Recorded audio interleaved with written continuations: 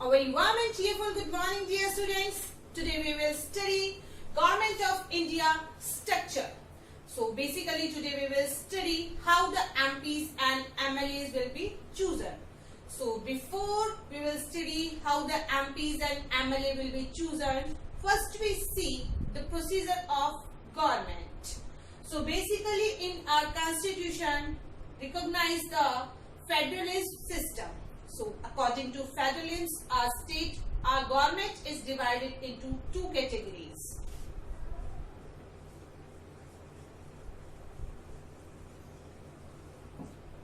Central government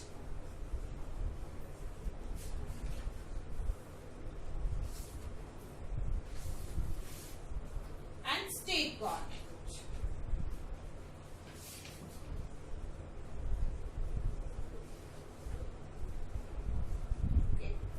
हमारे Indian constitution के through according हम फेडरलिज्म के अकॉर्डिंग अपनी गवर्नमेंट चूज करते हैं और फेडरलिज्म के अकॉर्डिंग हमारी गवर्नमेंट की पावर्स को डिस्ट्रीब्यूट किया गया है central government and state government में.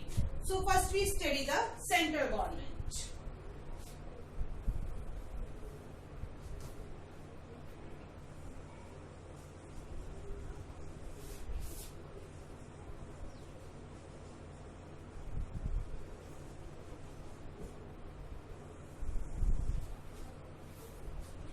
So इंडियन पार्लियामेंट मीन्स भारतीय संसद. जो संसद भवन की आप फोटो देखते हैं, ठीक है, जो बिल्डिंग आप देखते हैं कई बार कि ये पार्लियामेंट है, ये संसद भवन है. It is the supreme legislative body of republic India. Supreme legislative body of republic India. ठीक है. So parliament of India made up of two houses. ये जो हमारी सुप्रीम बॉडी ऑफ लेजिस्लेटिव है, ये हमारी टू हाउसेस से मिलकर बनी है. First is upper house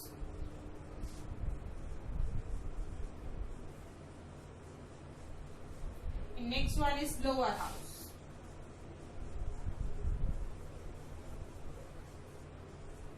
Upper house we can say Rajya Sabha,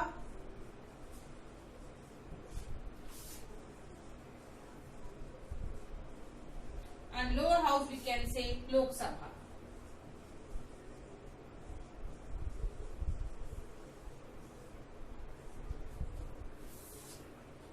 So with the help of these bodies, with the help of these two bodies, upper house and lower house. upper house को हम कहते हैं राज्यसभा. इसके जो members होते हैं वो होते हैं हमारे एमपीज, और लोकसभा के जो मेंबर्स होते हैं वो होते हैं हमारे MLA. So with the help of these two bodies central government make laws. इन दोनों बॉडीज की हेल्प से हमारी जो सेंट्रल गवर्नमेंट है लॉज बनाती है. देन जो लॉज बनाए जाते हैं means with the help of these two bodies government ने लॉज बनाए. लॉज फिर जाते हैं प्रेसिडेंट के पास होने के लिए. ठीक है. प्रेसिडेंट जब इनको अप्रूव कर देता है, सो प्रेसिडेंट जो हमारी है उसकी पावर है कि हमारे जो भी लॉज बनाए जाते हैं, जो भी लॉज डिसाइड करती है हमारी गवर्नमेंट, सेंट्रल गवर्नमेंट मिलके, वो लॉज फिर हमारे प्रेसिडेंट के पास अप्रूवल के लिए जाते हैं. देन प्रेसिडेंट अप्रूव, जैसे ही प्रेसिडेंट उन लॉज को अप्रूव करता है वो लॉज इम्प्लीमेंट में आ जाती हैं. ठीक है. सो इन दिस वे ये दोनों बॉडीज ने लॉ बनाई, then president approves, then law implements on us.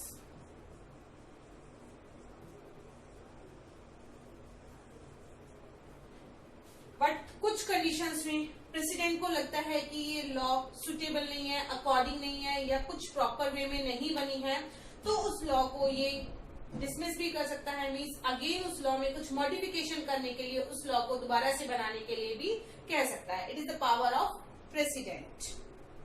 So basically parliament ने जो लॉ बनाई, प्रेसिडेंट ने उसको अप्रूवल कर लिया, फिर वो हमारे ऊपर मीन्स होल कंट्री के ऊपर इम्प्लीमेंट हो जाती है. Then we can discuss about the Rajya Sabha and Lok Sabha. ये हुई लॉ कि दोनों मिलकर क्या करते हैं, लॉ बनाने का वर्क करते हैं. प्रेसिडेंट उन्हें फिर अप्रूव करता है. अब हम देख लेते हैं कि राज्यसभा में कितने मेंबर्स होते हैं, लोकसभा में कितने मेंबर्स होते हैं.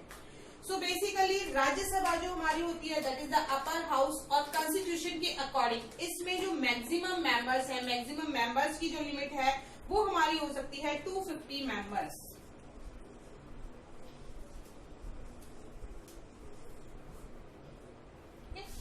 मैक्सिमम मीन्स एमपीज जो हो सकते हैं पार्लियामेंट में टोटल वो हो सकते हैं 250 अराउंड, और जो लोअर हाउस है हमारी दैट इज वी कॉल से लोकसभा, इसमें जो एमएलए की स्ट्रेंथ होती है according to the constitution it is 552 members.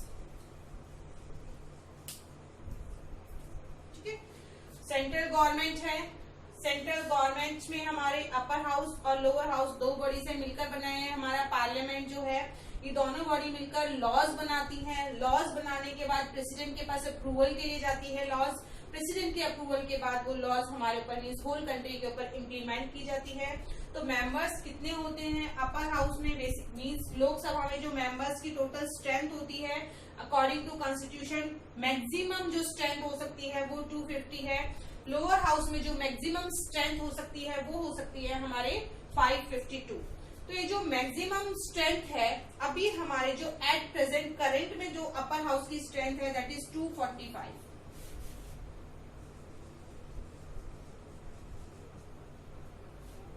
Current में जो हमारे राज्यसभा के मेंबर्स मींस एमपीज जो हैं हमारे पार्लियामेंट में उनकी जो स्ट्रेंथ है दैट इज 245 मेंबर्स, और हमारे लोअर हाउस में जो मैक्सिमम स्ट्रेंथ है दैट इज 545 अभी एट प्रेजेंट करंट में।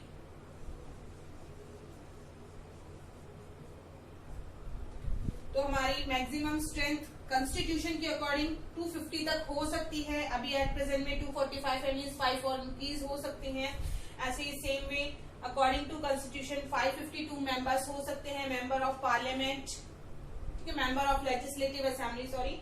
सो अभी जो हमारी करंट जो स्ट्रेंथ है दैट इज 545, और ये जो हमारी लोअर हाउस है ये हमारी जो जनरल इलेक्शंस में इनका जो इलेक्शन होता है बेसिकली 5 इयर्स की टर्म्स पे होता है इनका इलेक्शन। 5 इयर्स की टर्म पे इलेक्शन इनका होता है। जो हम जो लोकल बॉडीज होते हैं, ठीक है ना, who are the local bodies, peoples means citizens.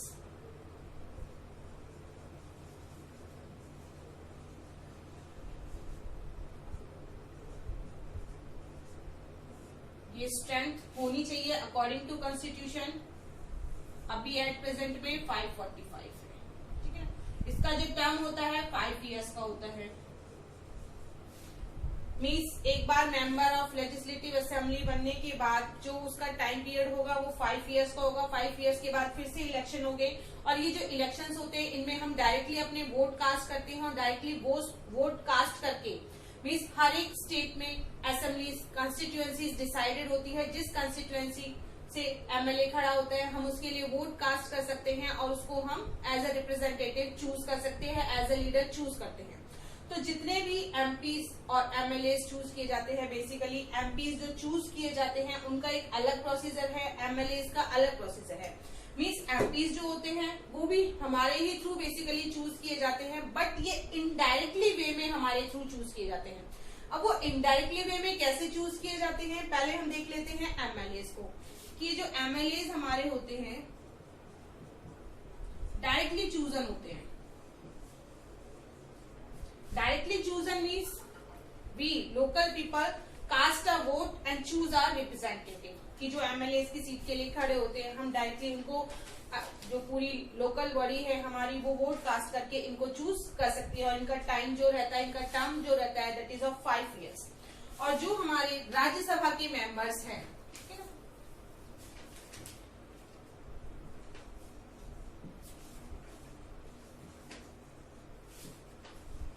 जिसे हम अपर हाउस है,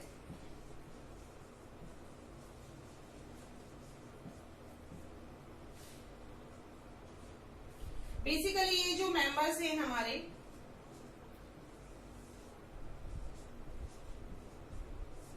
ये भी हमारे ही थ्रू चूज किए जाते हैं, बट इनडायरेक्टली वे में। तो यहाँ पर इनडायरेक्टली वे का मीन्स ये है कि जो एमएलए हमने चूज किए, ये हमने डायरेक्टली चूज किए, हम इनके लिए वोट कास्ट करके आए, पर्टिकुलर इनके नेम के आगे हमने स्टैंपिंग किया, या हमने ईवीएम मशीन के थ्रू बटन दबाया, बटन प्रेस किया, और इनको हमने जिसकी मेजोरिटी होगी वो एमएलए चूजन हो गया।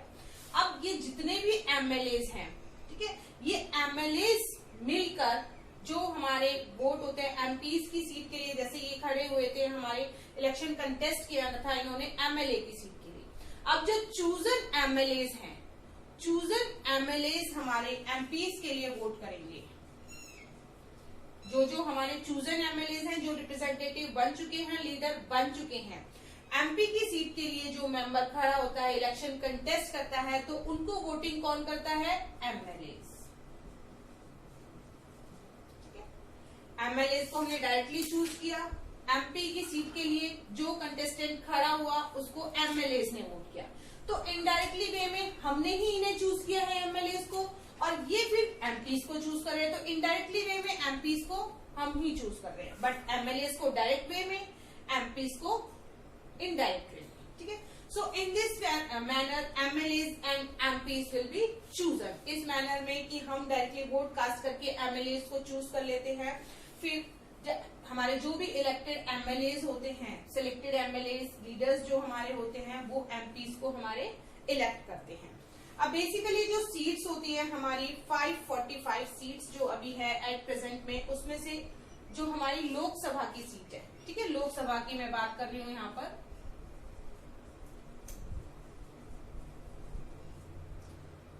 545 में से 2 सीट्स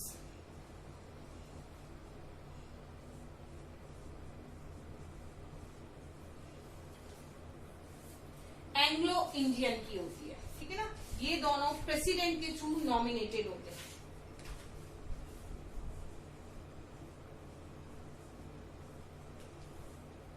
एंग्लो इंडियन 545 में से 2 सीट्स जो होती है रिजर्व होती है, जिसमें एंग्लो इंडियन जो है वो लीडर बनेंगे और ये प्रेसिडेंट के थ्रू नॉमिनेटेड होते हैं। बाकी जो 543 सीट्स है, 543 सीट्स के लिए हम वोट कास्ट करते हैं। इन द सेम मैनर हमारे जो एमपीज होते हैं, एमपीज में 238 मेंबर्स जो होते हैं इलेक्टेड होते हैं,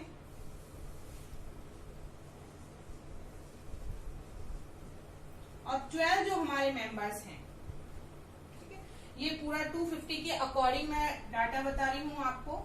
ठीक है, 250 के अकॉर्डिंग हमारे जो 230 मेंबर्स होते हैं अकॉर्डिंग टू द कॉन्स्टिट्यूशन, वो इलेक्टेड पर्संस होंगे, और जो 12 पीपल्स होते हैं, ठीक है, 12 पीपल्स हमारे बच्चे ये होते हैं नॉमिनेटेड।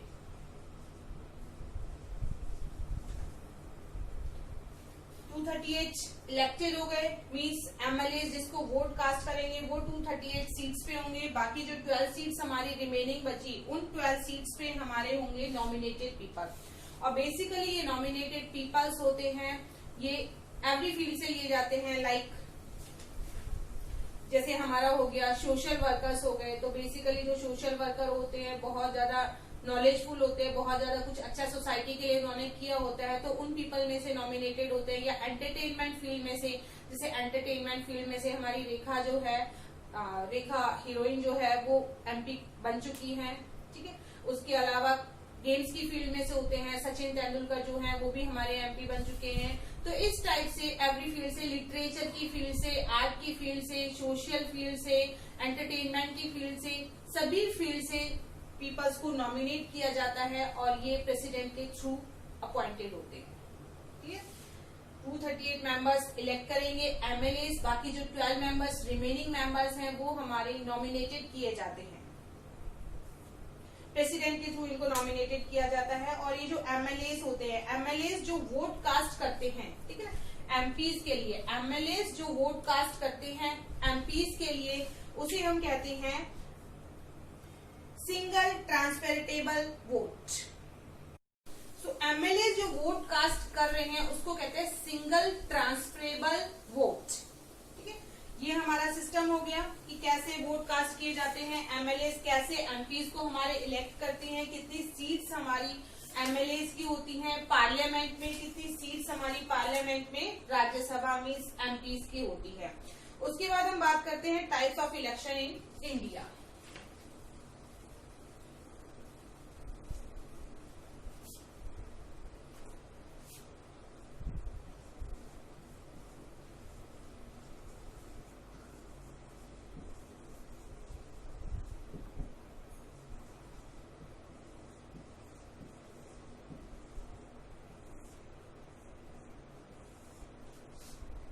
सो इंडिया में बेसिकली जो इलेक्शन होते हैं 3 टाइप्स के होते हैं, Rajya Sabha election, Lok Sabha election, state assembly election. Rajya Sabha election,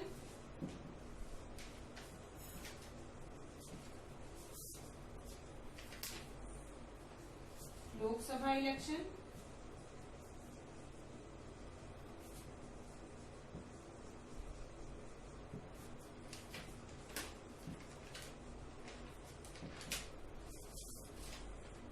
and state legislative election.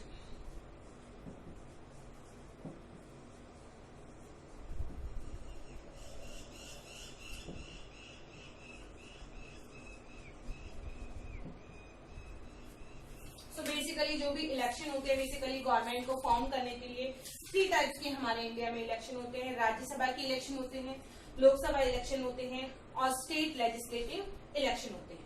So basically Lok Sabha election और स्टेट लेजिस्लेटिव इलेक्शन जो है हमारे सेम ही है। एमएलए इनमें से चूजन होते हैं। मेन डिफरेंस इनमें ये है सिर्फ कि लोकसभा के जो इलेक्शन होते हैं सेम टाइम पीरियड पे होल कंट्री में होते हैं, same time period, whole country में सेम टाइम पीरियड पे होते हैं। बट स्टेट लेजिस्लेटिव इलेक्शंस जो होते हैं हमारे ये डिफरेंट स्टेट्स में अलग अलग टाइम पीरियड पे हमारे होते हैं।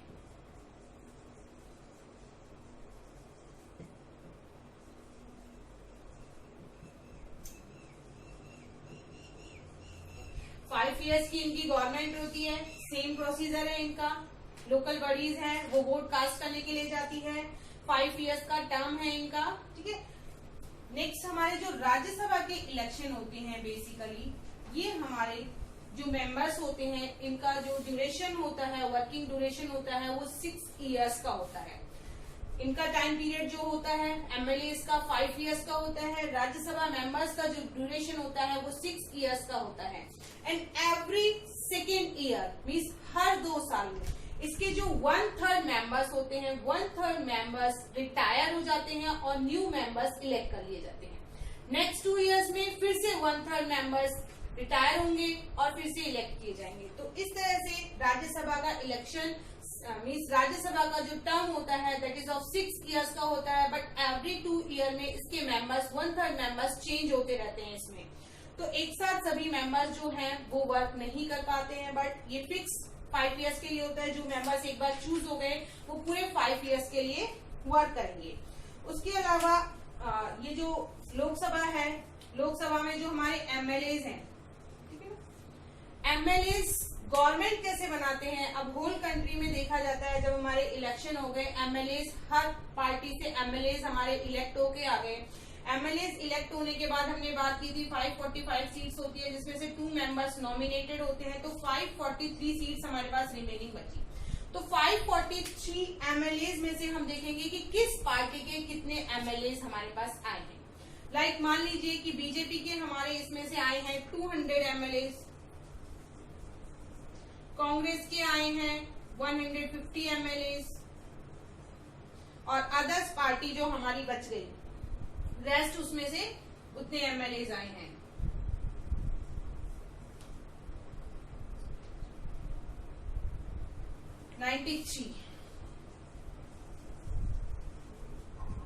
अदर हमारे ये बच गए। तो गवर्नमेंट बनाने के लिए अब कितने एमएलए चाहिए? 50% से ज्यादा। गवर्नमेंट तभी बनेगी कि ना तो अभी एमएलए की हमारी बीजेपी की बन रही है गवर्नमेंट, ना हमारी ये कांग्रेस की बन रही है, ना हमारी अदर पार्टी की बन रही है। गवर्नमेंट बनाने के लिए हमें चाहिए 50% से ज्यादा वोट। 50% मीन्स इसका हाफ होगा।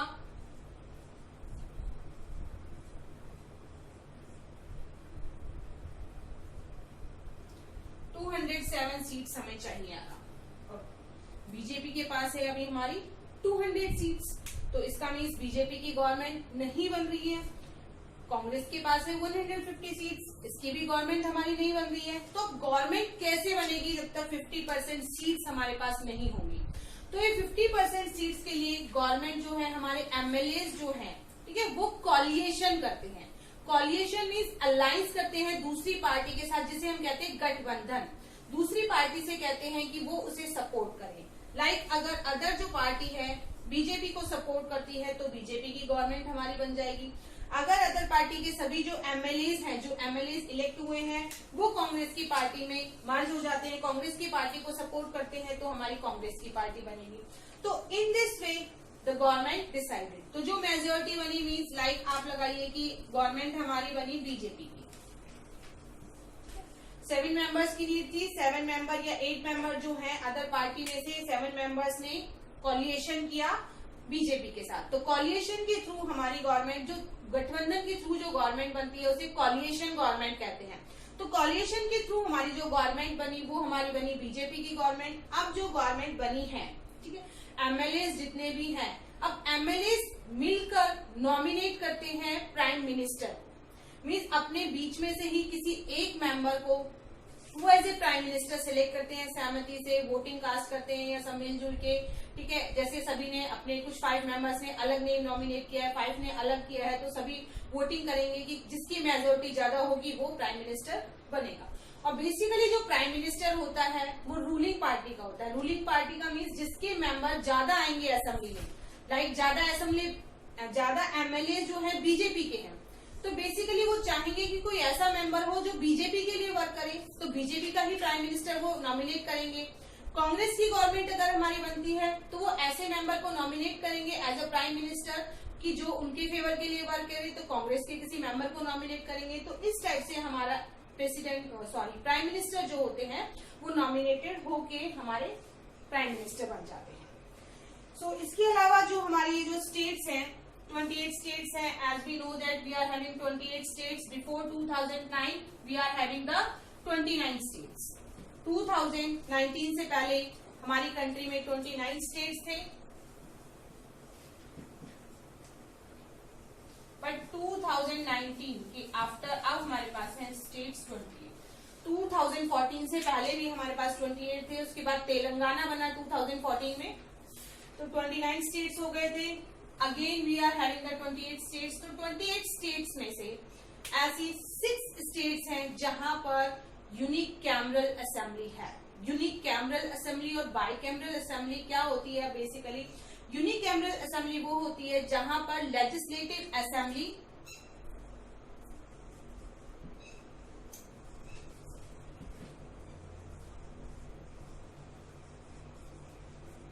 प्लस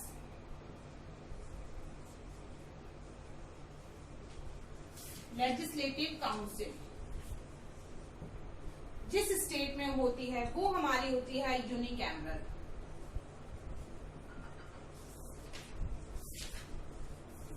और जिस स्टेट में ओनली 1 असेंबली होती है, लेजिस्लेटिव असेंबली होती है, वो हमारी होती है बाई कैमरल। ठीक है, यूनिकैमरल हमारी हो गई जिसमें दोनों असेंबलीज हैं, हमारी लेजिस्लेटिव असेंबली भी है, लेजिस्लेटिव काउंसिल भी है हर एक स्टेट में, वो हो गए यूनिकैमरल स्टेट्स। और बाइकैमरल स्टेट्स हो गए जहां पर सिर्फ एक असेंबली है, लेजिस्लेटिव असेंबली है। वो 6 स्टेट्स हमारे हैं।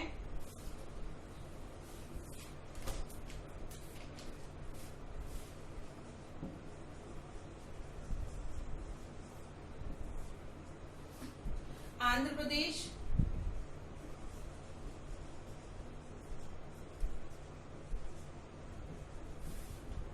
उसके अलावा बिहार, कर्नाटका,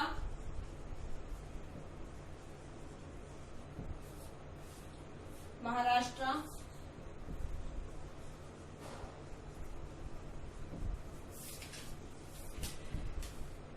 तेलंगाना, उत्तर प्रदेश,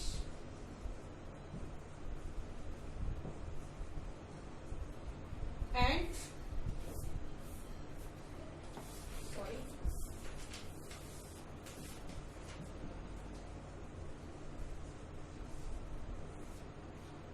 ये हो गए आंध्र प्रदेश, बिहार, कर्नाटका, महाराष्ट्र, तेलंगाना एंड उत्तर प्रदेश। ये जो 6 स्टेट्स हैं हमारे, ठीक है ना, इन 6 स्टेट्स में हमारे बाइकैमरल असेंबली है। रेस्ट जो स्टेट्स हैं वहाँ यूनिकैमरल है, थोड़ा सा चेंज हो गया है। मींस बाइकैमरल जो है हमारे जिसमें दोनों असेंबलीज होती हैं, यूनिकैमरल जिसमें एक असेंबली होती है हमारी। ठीक है, तो बाइकैमरल जिसमें है Andhra Pradesh, Bihar, Karnataka, Maharashtra, Telangana and Uttar Pradesh. These states having the bicameral assembly. Rest of the states have the unicameral assembly. Bicameral means both the assemblies, unicameral means single assembly. Okay, I hope you understand this chapter. Thank you and have a nice day.